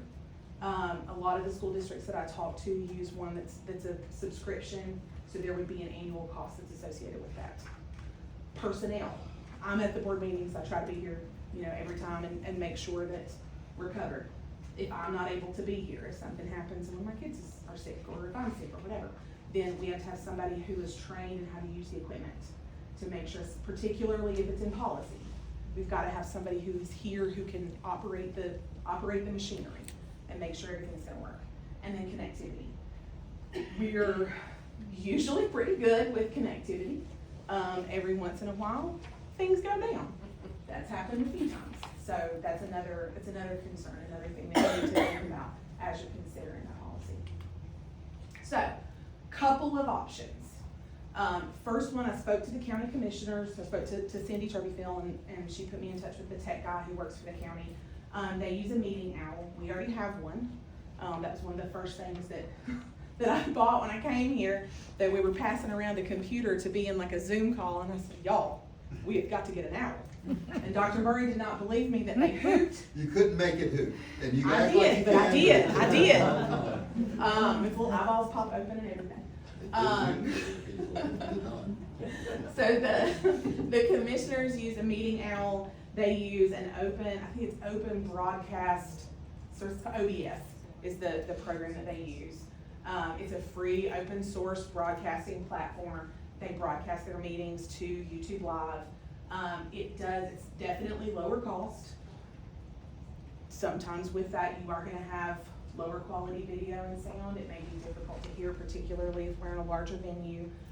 It is portable, so that's something that's really nice. I do have a tripod, just got it, so we can set the little owl up in the middle of the room and go about our business. The other side of it, I reached out, I wasn't able, with the kind of short time frame, I wasn't able to get a quote specifically for this facility. But I did reach out to a tech director in a neighboring district. She had just gotten, they're already outfitted to broadcast their meetings. I reached out to her and she had just gotten a quote for them to update their facility. Their boardroom is probably a little bit bigger than this one, but not significantly. And she sent me the quote, I have it in my email. It would probably be, with us not having any cameras, wiring microphones, we don't have any of those things in here. It would probably be about $20,000, give or take, for us to get the boardroom outfitted and to do it right. That would be better quality video and sound. It would also be stationary. So it's not something, the district that sent me the quote, she uses that stationary system when they're in the boardroom. And then if they have to go to like a school facility or something like that, then she uses an owl. They also, a couple of the people I talked to, instead of using the open source OBS software, they use Zoom Webinar to broadcast to YouTube Live, which is about $2,000 a year, and that would be included in that $20,000. Can I ask a question? Absolutely. So with the stationary option and the owl, since we already have the owl, we can be moving. I mean, we don't have to stay here For sure. necessarily, right? Yep. So is there like a middle ground option that's not quite 20,000? Yes, Thank those, you, Ashley. those were just two of the ones that I was able to get, like I said, in a pretty short time frame. It's hard sometimes to get people to come and do quotes, especially if we don't know exactly what we're gonna ask for, that sort of thing. That was, her quote had included TVs. We already have the TVs, so I took those off, but that did include having things like microphones and cable and installation and all of those costs that go along with it. Definitely a possibility. We would just need to look at that to see if the board decides that they want me to move forward and explore that, then we would need to get an actual quote and look at what the definite cost would be. I can't remember the program, but one of the grants that we did, we had to be in a different school every week. And they physically, it was like a production studio on a cart that came with the grant. Okay. And so like we would hit a school, we would put stuff up and we would broadcast live. And so rather than spending $20,000 on this type space, I would like to just get an estimate to see, not the owl where it's low quality, but something middle ground where we could basically not just have it for our use, but let's just say that we have national officers at this place and they have to broadcast out of the high school to their national conference or whatever. I feel like that's something that if we look at the right thing, that it can not just be a benefit for our production, but also just our schools as well, like even for staff development. Because I know there's rooms in some school systems that are set up for that. We don't really have that here, but I'm just throwing that out there. Yeah. Last little bit, I did do some research on the districts around us. We were there in beautiful red. All of the gray districts are the ones who do not broadcast their board meetings, and the yellow districts are the ones who do. So it's a lot of the bigger districts around us do broadcast their meetings live. They keep an archive on their website. People can go back and review those sorts of things. The smaller districts tend not to, but just for information. Questions? So you need to have some time to go back and find the middle ground. Yes. 'Cause, If that is the decision that you make, if this is something that as a group y'all wanna try to get some more information. Yes. So the first thing I'm gonna ask is, I'm gonna ask our finance department, how much can we, what can we afford, and you can tell her later. I think Ashley's heart stopped Yeah, at the I know. 20,000. No, you want pedal, go ahead. She said, she said you can have that. Yeah, I mean, I know where she was going with the quote, because technology is super expensive. I mean, it's outrageous. So we can afford what we need. But, you know, every time you make a decision, it's, you know, what pops up the rest of the year, are we gonna be able to fund that? So my thought with the middle ground is, let's get our bases covered And then if we need to, you know, spruce things up a little bit later, maybe there's some tweaks we can make here and there to, you know, improve sound, improve quality. But I think if we can kind of get the show rolling, if that's what you all decide to do, that, you know, we could do that for a little bit less cost. Cause, you know, I know in tech and some different areas, we do have some big projects going on now, so I'd love to see everything happen. But I think being mindful with, you know, where our money needs to pack the most punch, I don't think this is it necessarily. So the owl is, you already have the owl, and how does it work? It is it's a little tower. Well, no, I mean, how well does it work, I should say, how do you like it? Gotcha. I like it. Can you hear everybody? You can, it picks up some ambient noise. So like if we set it up kind of in the middle of the room, if there are people in the front row having a conversation, that may become part of the recording. So there are things like that. With it, you know, as far as the way that it physically shows the space, it will show like a panorama of whatever's in front of it. And then like if you speak, underneath that, it'll have little boxes. It'll zoom in on your face. And then if Chairman Wright speaks right after that, it will keep your face and zoom in on his face as well. Oh, isn't that what do the commissioners have? Exactly. Yes. That's exactly what they That do. works really well. works. Yeah, I've watched theirs So, before. you know, I love it. I would have to watch myself not to sing randomly like I always do. That would be bad. I think the first meeting that I was in, we were meeting with the regional support team from DPI, and we were sort of like passing the computer Yeah, from it's person to awful. person to introduce each other, and I was like, all right, y'all, we got to get an owl. So is that something we could try first? Yeah. And we'll, you know, All right, Can we- But we would still have, would we still have to have microphones and other things, or it picks up? It picks up better with microphones. It'll pick up sound. You have to sort of watch the ambient noise and. Can we do a test run? Like running. No. I'm kidding. Like the next Yeah. meeting, can we do a test run and say, hey, this is strictly a test, only a test? Can I say something? Absolutely. So I just want to say, like, anything y'all do is gonna be better than what you're getting currently. So, and I will say the reason I come and I video is literally because y'all are amazing and everything you're doing is amazing and people want to see it and they are interested. And the last month video in it, that had over 500 views. Whoa. Just from last month's board meeting. And so, I mean, people are interested. It's not, so anyways, I was just saying, it's like, I'll keep showing up in video and really bad videos until we figure it out. But I will say, it's because people, they're excited about what y'all are doing. So, that is good. So can we do like a little test run, or can we make a decision, or superintendent, can you make that decision, or? I would rather the board make that decision. I can certainly, if the board wishes me to do this, I will be happy to instruct her to do a test run next board meeting. I would like to do a test run the next board meeting, but I also would like to make sure that any videos, pictures, or anything that we show on our video screens, that we have made sure that we have done our due diligence and have cleared with parents. I don't want a single person's child put up in a part of a presentation. Even like today, we had a couple random pictures that those parents don't know that they're going to be broadcast. I definitely. And that's definitely, that's a big consideration, the privacy, the security, all of those things.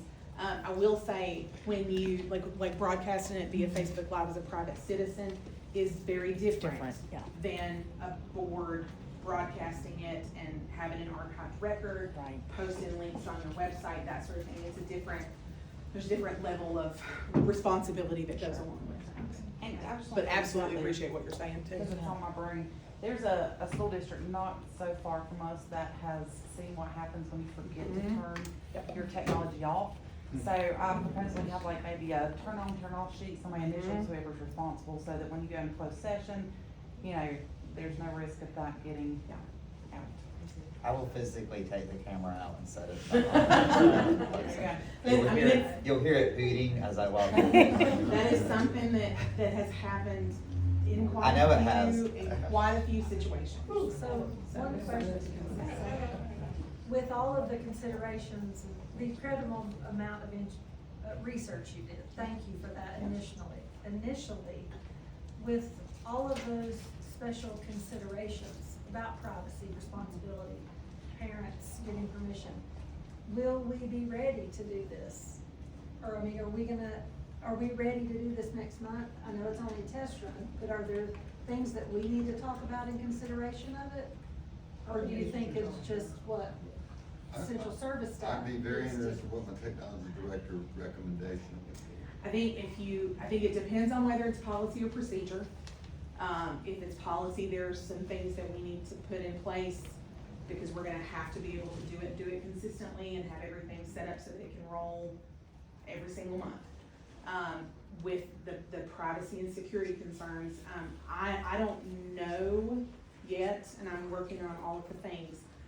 But typically there are parental permissions for students, like to be on the website, so that the photos that Dr. Cook shared earlier, typically in every district that I've been in, there is a parental permission sheet, so before I could post pictures of my kids on the school social media, or before I could post them on the website or anything like that, I had a sheet and I had to verify that parental permission had been given.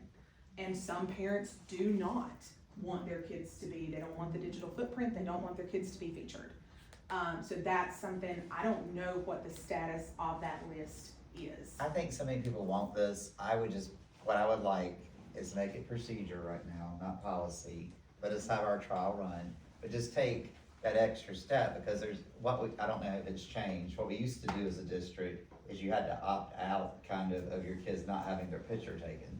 If we're gonna show someone's picture here, I don't want it to opt out. I want their parents to know, oh, be aware, I am presenting at the board, it's being videoed, it's out to the public, and is it all right if I have your child's whatever in this presentation?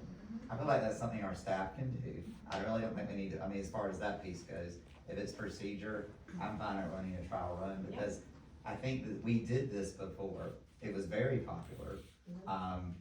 And I think that if you want to be transparent, I think this is one of the best things we can do. Easiest. Yes, easiest too, so. I think in terms of having the staff do that, I think our staff are amazing, and I think they will do whatever we ask them to do. We just need to make sure that that's communicated to them. Well, they know who's presenting. Like, in other words, just part of your presentation, if you're gonna show a picture, make sure that those people have agreed to that part. Or put those little black dots in boxes. Yeah, you can black out their faces. Yeah. Yeah. Or blur them out. Yeah. But like, Little for smiley faces. yeah, but for example, like, I think, so Taylor stood up and did public comment, and that's public. Yeah. So did your mom say it was okay? You can also use AI and not have to deal with any of it. Yeah. That's what I did for my teen book cover. Mhm. So I didn't have to get permission from people. Thank you so much. Thank you. But are we gonna do a test run next month, or? Are we going, do we have? Can you be ready Yeah. for test I will run? do my very best. Well, that's a question, so if you don't feel confident, I don't wanna guarantee or, because, one of the things we said in the last meeting was that we were actually going to vote on this, and now we're not, so I want to set reasonable expectations, so. I'm so glad we just went on tonight now. There are a lot of pieces that I think as a board, y'all need to talk about which route you wanna go before, I guess that's my opinion, I don't know if I should say that. No, But I think there are pieces that you wanna consider for the protection of the school system. As a procedure, I think the administration can come up with a procedure for the next meeting and share with you. And then I recommend maybe just trying it in a portion of your next meeting, just so you can see what the quality looks like, Yeah. instead of the entire meeting. I like- Just do a portion, I the business, love Yeah. the business portion. I like the idea of that. Yeah. Action items, superintendent report, just so that you can then see if you like the quality and see what the procedure would be. Yep. I love that you're doing procedures, all right, so that gives us flexibility. I love that you're gonna be highlighting our children because they're amazing. Oh, they left. I truly want us to be just very vigilant about the message that goes out from the school system. And that message needs to be what we do behind closed doors and in front of people. So I have nothing against the transparency of it, because if we are all about kids and we love kids, then we really don't have anything to hide. But I also want to be very, very careful when your new superintendent comes in, that that we work together with the superintendent's office to make sure that everything that comes out of this is not something that we've canned so that people think we're just faking. But it needs to be something your superintendent's comfortable with, Hannah's comfortable with, all the folks that are working. So yes, I love the plan of doing a run. If you're all okay with that, we will plan on doing that. Does that sound good to everybody? Sounds right. And we don't have to have a motion for this that I think, right, Chair? No motion. So if everybody's, it sounds like I have 100% consensus. Dr. Shepherd, let's plan on that. That gives everybody in here the notice that the next board meeting, we would like to have this ready. The permission piece is huge to me. So make sure that the permission piece is that we do what we have to do to make sure this works. And then we'll do the portion and we'll all evaluate how the sound, so we're not gonna ask you for $20,000 immediately. So let you little red. That makes Ashley really happy. We certainly already have the owl. We can see how it sounds, how it looks with this test run, and then you can decide from there what you want. Thank you for all your research. Yeah, it was really well thought out, awesome. Okay, item 5, calendar waiver request for 27-28 school year. Casey Johnson. Yeah, we're talking about next year already. So this is real simple. It's just, all we need to know is if we're allowed, or you all want us to apply for the calendar waiver, or the weather waiver for next year. And all that means is that we're asking the DPI if we can start early because we experience weather. So that would be, the earliest we can start is August the 16th, and the last date that we could possibly go is June the 9th, so that's the dates that I put on there.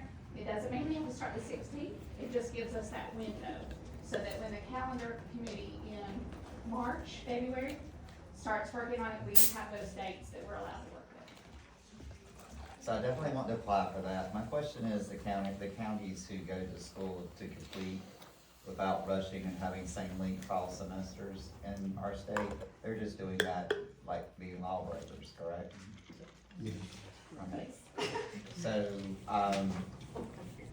So have we ever given any thought about making sure we're doing what's in the best interest of our students? Because I've noticed as a high school teacher, it gets very difficult when we miss a lot of days in the exams that are in the fall, and we still have them before Christmas when we already had a shorter fall semester. Have we ever given thoughts about how that's working for those systems? I want to apply for this, don't get me wrong, but. Well, and we want to, just so that gives us the 5 additional dates in Right. the fall that we can work. I know the school systems that are law breaking don't get that option because they don't have our weather. But they also are starting almost a week and a half before we do and get a full 90 days in with a fall break, which would almost set around the Woodland Festival prior to getting out, and so I was just wondering. At the boards that have done that, it has been a board decision. The administration has not recommended violating the calendar law. The board has decided to violate the calendar. And they could do that? Yeah, well, they're doing it, and because they're mostly counties that align with the politics in Raleigh, they don't have to get called on it. And we align with politics in Raleigh, so we wouldn't get called on it because it's a local thing. So doing what you're saying, is that outside of No, county? this is following the law. Yeah. To follow the law, we 100%. have to ask permission to start early, and that's what I'm asking us to do, so that we can follow the law. Yes. Can we apply for this? I don't wanna do Because anything if that we doesn't follow don't, the law. if we do not do this, then the earliest we can start is August the 23rd. Yeah, I want to apply for that. You want to do this. With a lot of knowledge about a system that has been brewed for quite a while and is starting tomorrow, that August 12 and August 16, just a few days there. So that 16 would get us closer to even semesters, like you mentioned, which I do think is in the best interest of the student. It just helps when we align so much with our kids at Malin, Yes. to have a calendar that's closer to Malin, because what's really difficult when you have low income students, they're taking advantage of Malin offerings, and Malin goes back before we go back to school. Or what's really difficult is when we're still in fall semester, Malin has started spring semester, they're trying to take fall semester exams, and they start their spring semesters behind. It really helps low income high school students to have a calendar that is more closely aligned with our community college, so. So do we do that for the calendaring? We work with Malin? No, we follow the law, but that's okay. So Well- we can't adjust for like. Malin break? could adjust for us.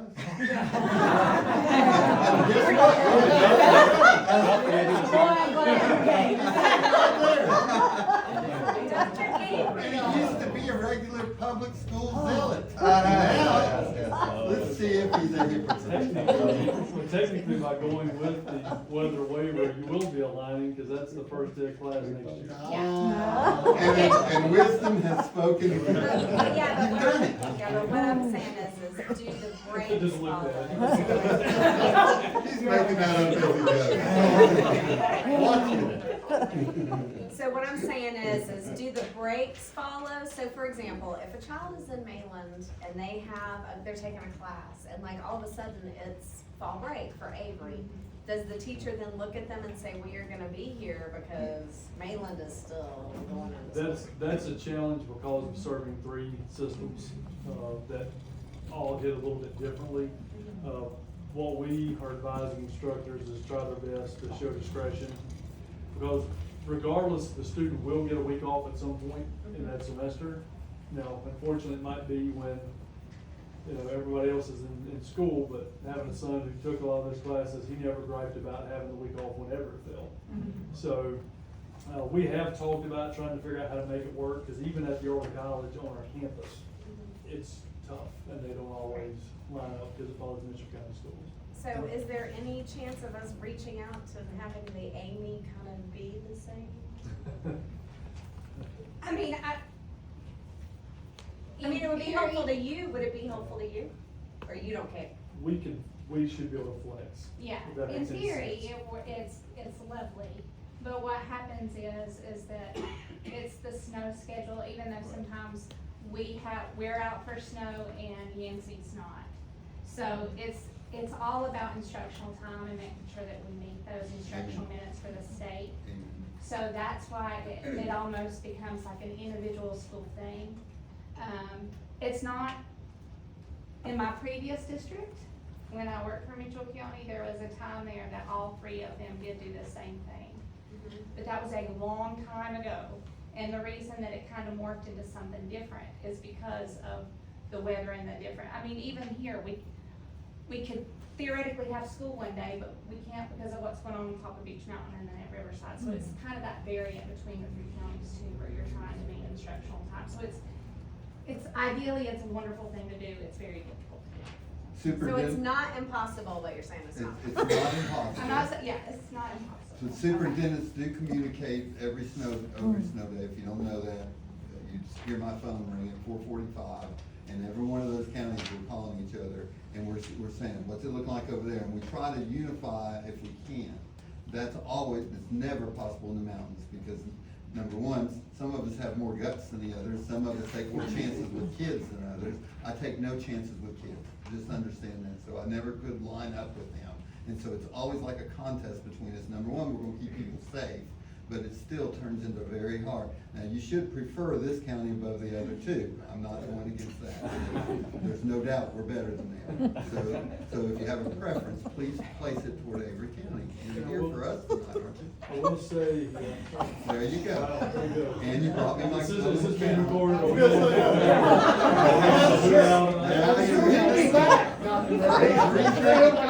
He may never come back, but we'll take advantage of it while he's here. I will say that something as a former high school principal and teacher, There you also, we also adjusted what courses we had in the fall semester relative to testing. While it wasn't about that, typically our upper level honors or some case AP, but usually not them even, it was honors.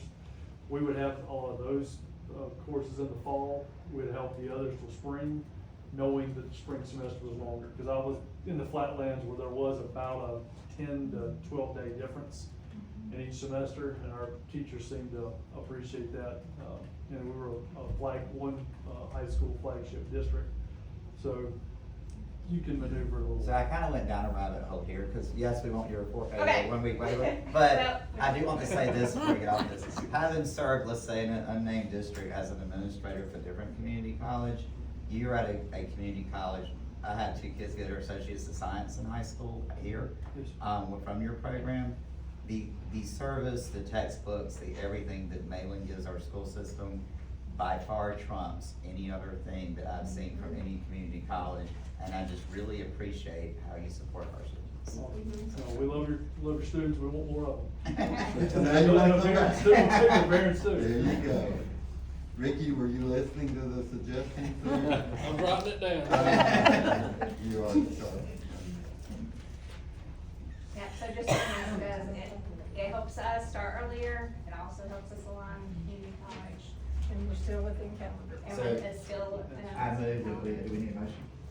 I need a, move that we apply for the 1 week waiver from the state. I second it. All those in favor? Thank you, Board. Thank you. Motion carries. Thank you.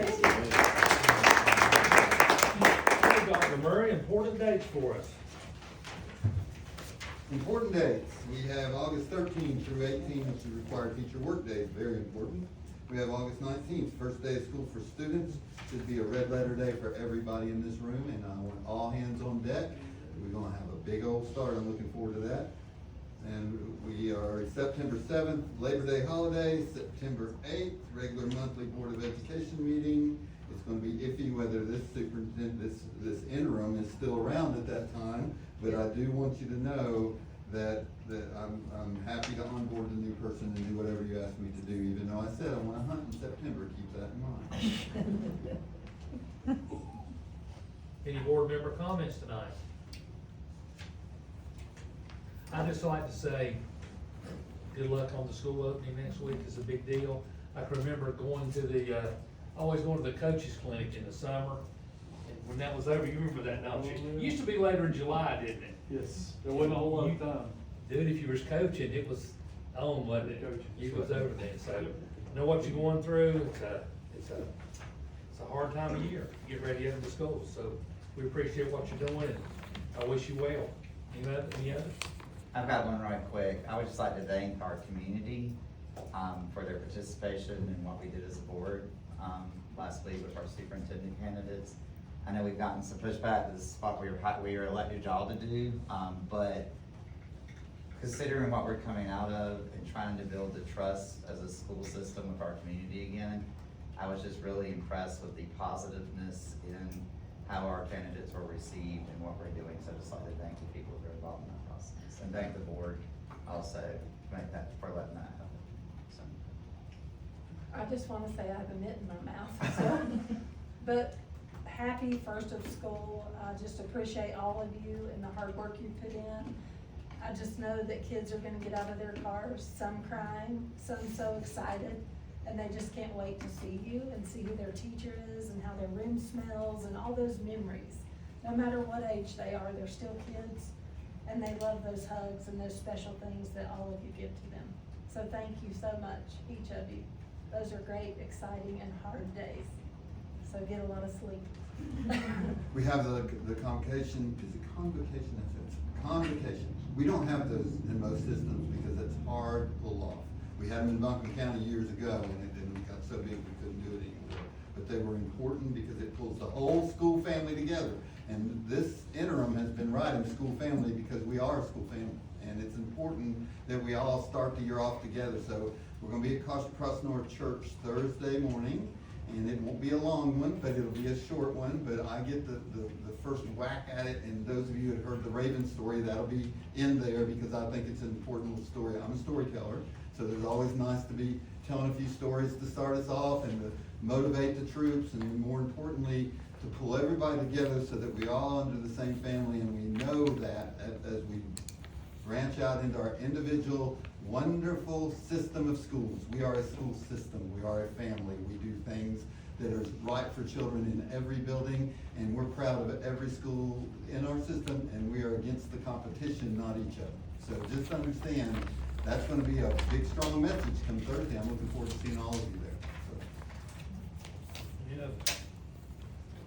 I wanna thank everybody who participated in the back to school bash, because I heard a lot of good stuff. Like more people showed up than ever, so amazing work. And also the people, even our MC here for the and then to Coleman's point, the superintendent's search, so. And everybody supported it, so thank you. Okay, so motion to adjourn? Make a motion. Second. Motion for closed Sorry, session. motion to close session. As My fault. printed in the agenda. My fault. Is there a motion to go into closed session? Make a motion. Second? Second. All those in favor, say aye. Aye. Okay. Thank you, guys. Safe travels. Take a little